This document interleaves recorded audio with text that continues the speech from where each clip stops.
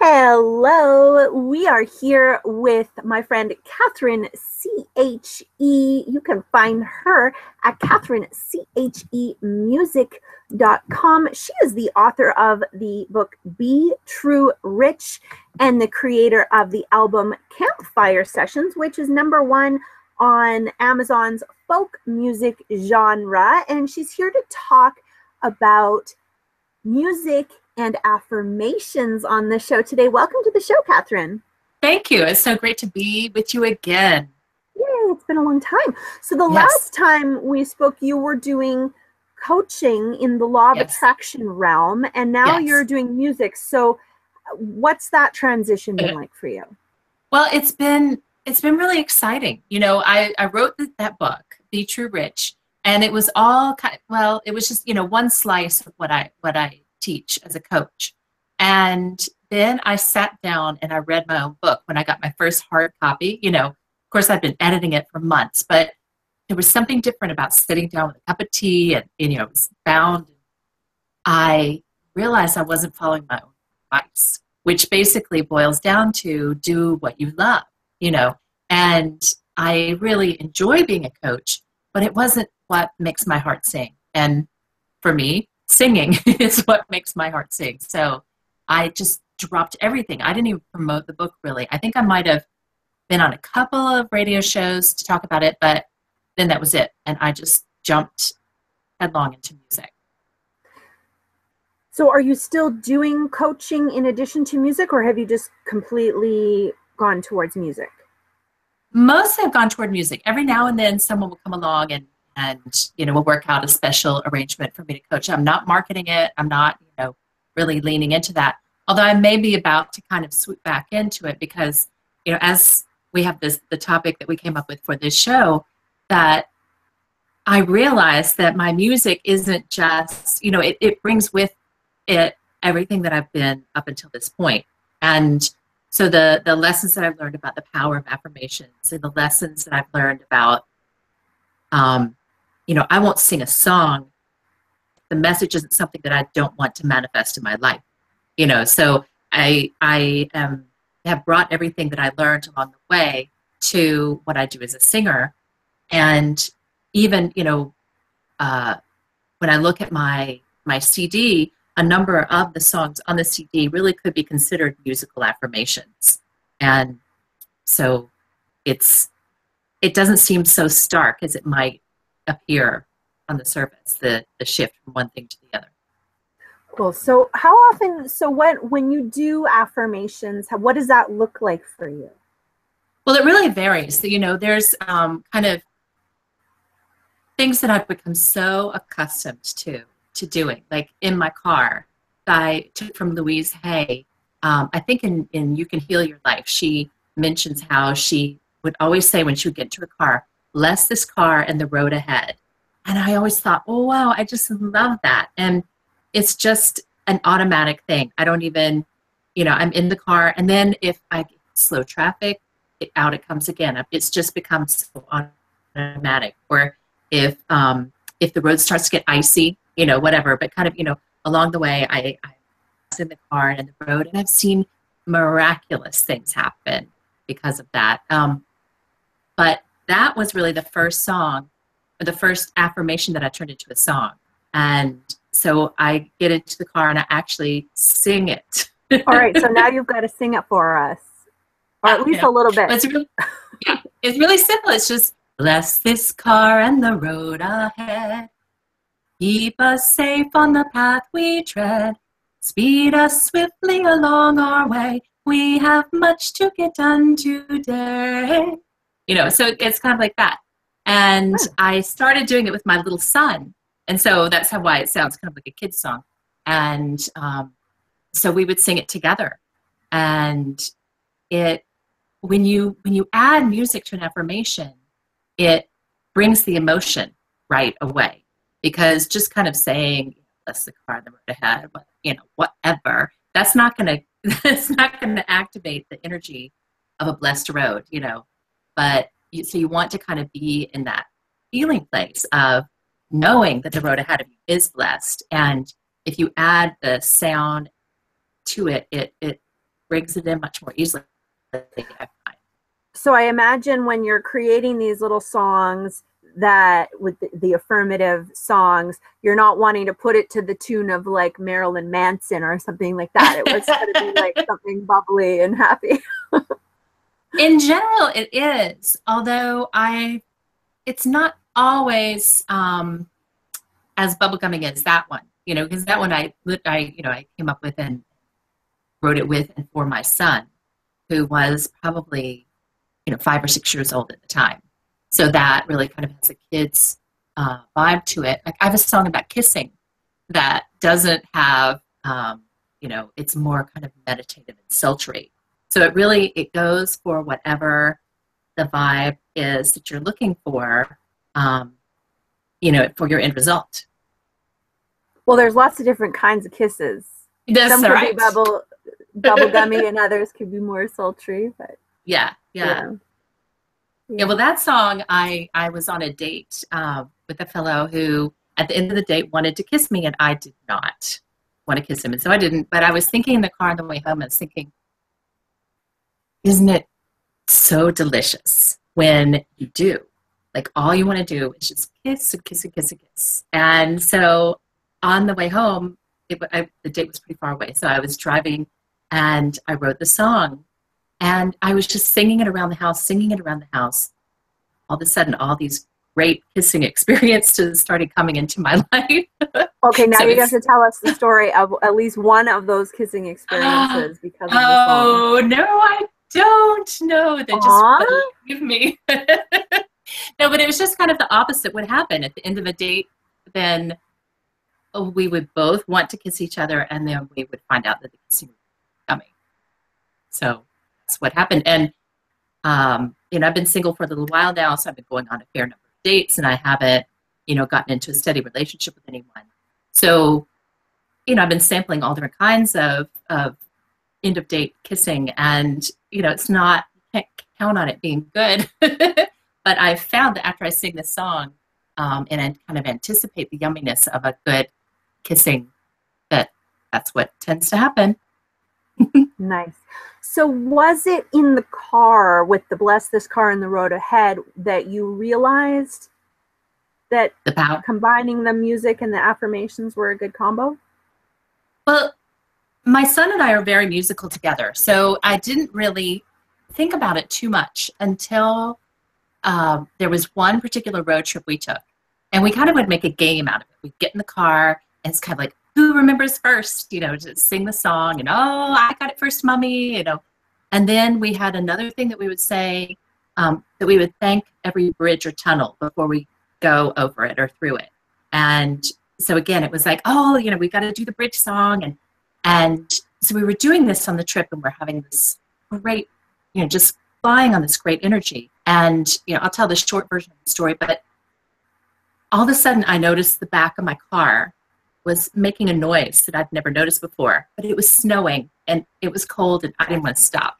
So I just kind of listened, kept driving, and kind of hummed to myself, dun, dun, da, da, da, da, and then the car started to shimmy. And then the shimmy got more. So I was in the left-hand lane, and there were 4 lanes of traffic, and I, had to cut across ice, between the lanes, and finally got over on the shoulder where I no longer had control of the car because, I'm steering, but the car is doing whatever it wants because I was on ice. The guardrail, the car went into the guardrail and finally came to a stop. And then I thought, well, I'm safe. My son's safe. Our dog's safe. Finally, it's a car, whatever, no big deal. So I'm looking, trying to call a tow truck. I didn't want to get out, but a state trooper stopped and she asked if we were all okay. I said, sure. And she looked around the car and came back and said, how'd you do that? I said, what do you mean, how'd I do that? She's like, you're this far off of the guardrail and there's not a scratch on your car. I said, no, I felt it. I felt the metal on the metal and I heard the noise. She's like, get out of the car, come look. Nothing, not a single, nothing, not a scratch. And what had gone on was there was no right rear tire. The whole tire, the rubber part, gone. So I was driving and later I figured it out, 3 miles at 70 miles an hour, only on 3 tires. And wow. I mean, I really feel like it was like I called in all these like massive angelic forces by really, infusing our ride with that singing. So that was when I realized, wait a minute, there's more. That was so powerful. It was more than just kind of an everyday, oh, that was a little bit lucky. And that's when I realized the power. And I actually started using them with my clients and saw, massive results for them. Cool. So I'd love to hear that. I mean, it sounds like you and your son are lucky to be alive after driving in the snow at 70 miles an hour. That's, wow, scary. And the rim wasn't even scratched. We were not driving on the rim in 3 tires. We were driving on 3 tires. It was crazy. Crazy. Wow. Crazy good. Crazy good.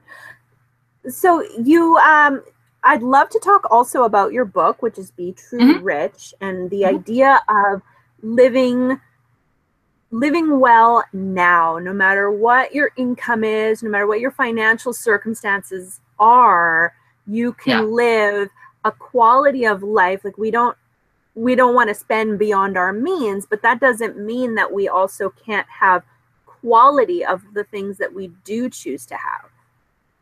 Yeah. And it's really, here's the book, True Rich. And can you show it again? Because I spoke.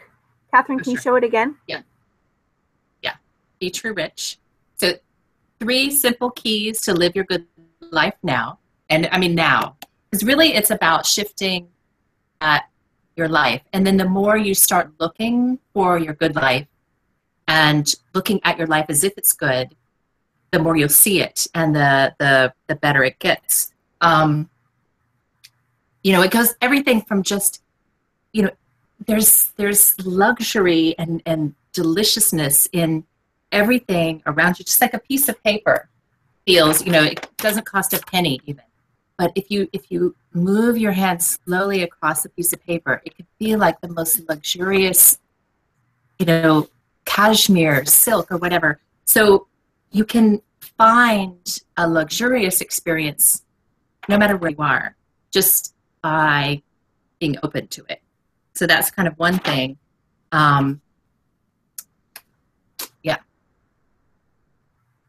Cool. Thank you.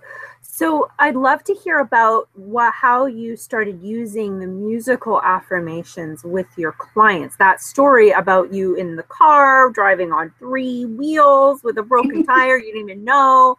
Amazing. So what kind of things happened with your clients? Do you have any stories you can share about that? Well, I started putting together little iPods, and we would swap them out. Because when I work with clients, I work pretty intensely. And so I would create for their specific situation, I would create musical affirmations and put them on the iPod and send them off to them. And they would listen. And my suggestion was, and this is what I kind of found when I was going through a tough time, that I would just put them on with little earbuds like what you're wearing, so that they would not like this, so I could wear them everywhere and just have them pumping into my head, pure positive energy, but with the specific message tailored to what was going on.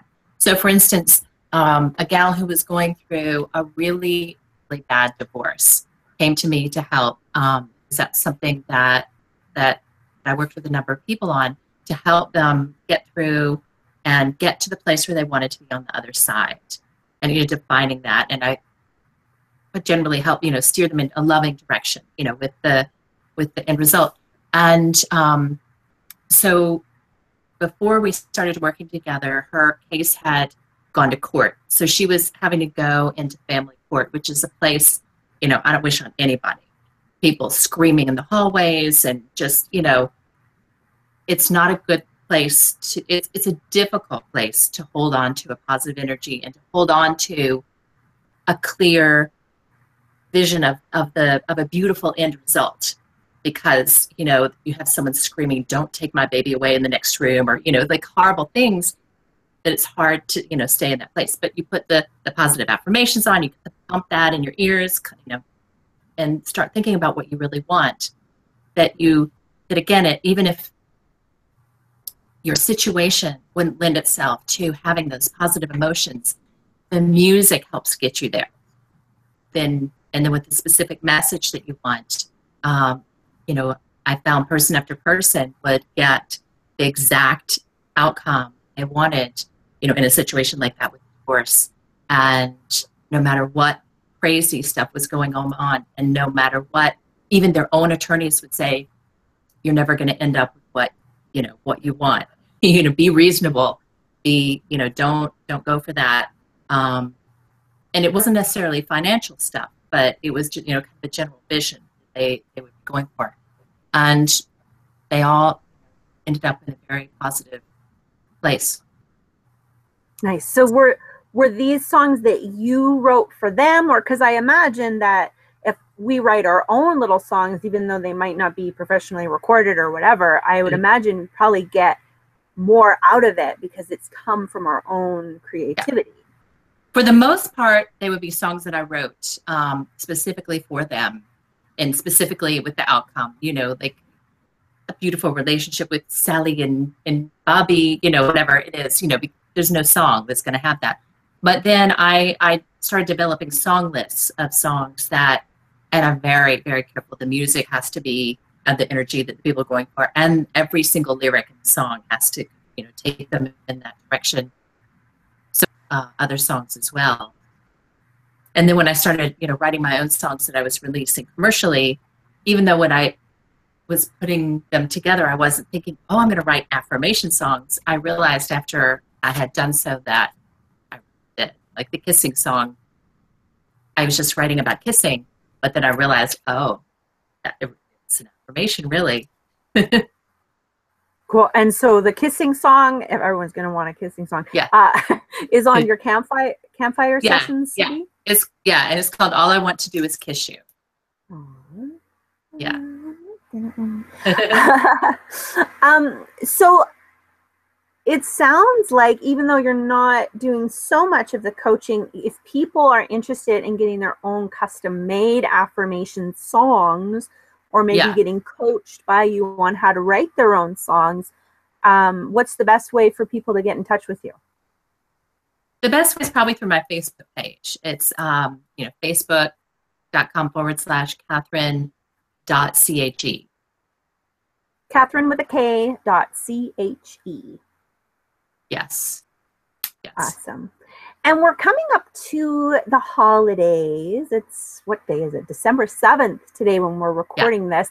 So I'm wondering if there's any kind of affirmation or wish for yourself or for the world that you're working on right now. Well, one of the songs on my CD, on the Campfire Sessions CD, is called Be the Peace. And, you know, I think the title lets you know, basically, you know, it's inspired by the whole notion of being the change you wish to see in the world. And so many things have been kind of whirling around that are maybe not the way I would like to see them. And so I wrote this song about, and it's very simple, very meditative, but just about being the peace. And it can definitely apply to going through the holidays as well, because it can be a wonderful time, an exciting time, but sometimes it can be a little tumultuous and maybe not as peaceful as people like. So, so that's peace. Awesome. Well, we are almost out of time today. Oh my it's so fun catching up with you. So your book is Be True Rich. Yes. And you're out, and the idea of Be True Rich is living your best life now, no matter what amount of money you think you need. Don't wait until you've got that money socked away.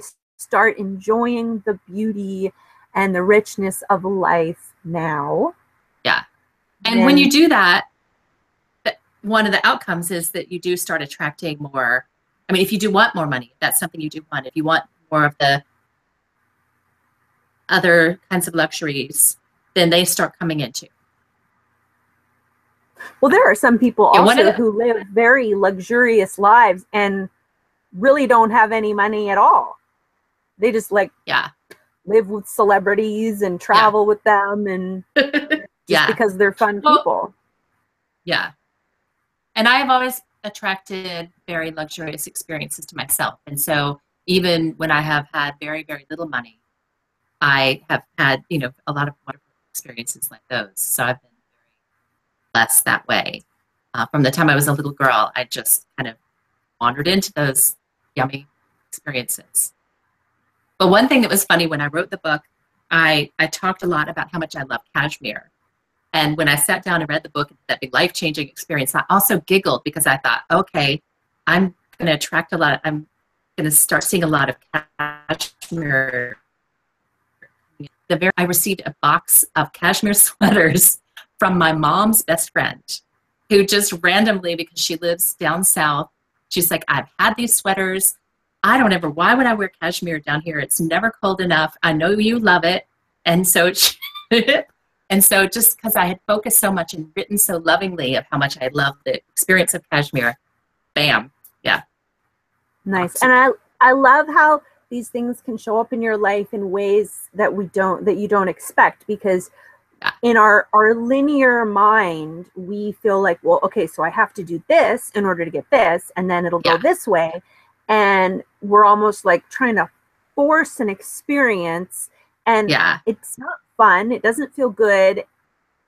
Yeah, you just never know. And that's why I was giggling when I'm reading the book. I was like, I don't know how, because I knew my birthday was about to come up and Christmas was coming up, and the only person I knew was going to get me a present was my mom, and my mom never buys me cashmere, so that wouldn't be it. And I don't, whatever it is, I didn't have a boyfriend. There was no particular avenue that I could see, except if I had gone out and bought some for myself. But I just knew the universe was going to bring it to me, and it sure did. Fun. Oh, I had a fun experience. I wasn't affirming this or anything, but I had wanted Louis C.K., the stand-up comedian, is here in town right now. Today and tomorrow he has shows in a stadium here in Vancouver, and the shows sold out really quickly. So we were going to buy tickets, and I ended up at a really small comedy show last night where Louis C.K. came and did a private performance for us. And I was like 5 feet from him. And if I had paid to go see the show in a stadium, I would have been up in the nosebleeds. Yeah. I had that happen with Chris Rock one time when he was preparing to do the Oscars. I think he was the host. And so he was trying out the material in a tiny little, I almost left because the rest of the comedians, it was an open mic or something, and they were so bad. And I thought, whatever, I'm hanging out. And then up walks, there he is. It was like that. It was great. Yeah, fun. Super fun. Yeah, you never know when these experiences are going to happen or how they're going to manifest. It's just sort of like, okay, let it happen. Yeah. And I'm not there all the time. So I just happened to be there that night. And same thing. Yeah. Yeah. Fun. All right. I have a feeling I'm gonna have a lot of broccoli in my experience this evening. Probably, yes. Broccoli and pink. I don't know what pink. Well, I always have a lot of pink. Yeah.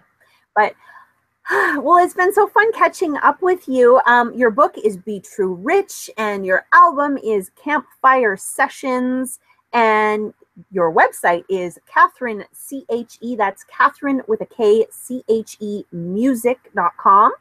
And if you're watching on YouTube, I will post all the links to Instagram, Twitter, all of that in the description below. And Catherine, what would you like to leave us with today? What's your final message for us? Well, I think the message is just really be clear, what it is, where you want to head. The clearer you get, and the more you can focus on where that is that you want to head, whether it's peace or delicious kissing or a safe, swift journey in a car. And if you want to then infuse your wish with music, then I think you'll probably notice things start to shift really rapidly. And I would love to hear if they do. Just, look me up on Facebook or something and let me know. I'd love to hear about it. Cool. I usually make up silly songs as I'm going out throughout the day. And so now that we've had this conversation, instead of making silly songs, I think I'm going to make up songs. Like I took this light above me. Yeah. There, I've had problems with this light. So lately I've been saying to the light just in my mind or whatever, like, yeah. Are you going to turn on for me today? And then it turns on magically, and I don't have to mess with it or anything. Yeah. So I'm going to start doing that with other things that I want, and I'll put it to music. Yeah. And I'll keep you posted. Excellent. On how well, I look forward to hearing. Yeah, please do. Please do. And everyone watching, if you enjoyed this and you're watching on YouTube, please give it a thumbs up. Catherine CHE is also here on YouTube at Catherine CHE, and I'll post a link also to her YouTube as well. And subscribe to this channel because there's a new interview that comes out every week. And post your comments below. Let us know how your songs are going and what it is that you're wanting to create in your life. Yeah, and on my YouTube, you can listen to that kissing song and, you know, go around singing it if you want to attract the yummy kisses. Promise. Yummy kisses. All right. Well, thanks for your time today, Catherine. And thank you for watching and for listening. I want to send you lots of love, yummy kisses, abundance, happy holidays, and peace in your heart. Thanks for being with us today. Lots of love. Namaste.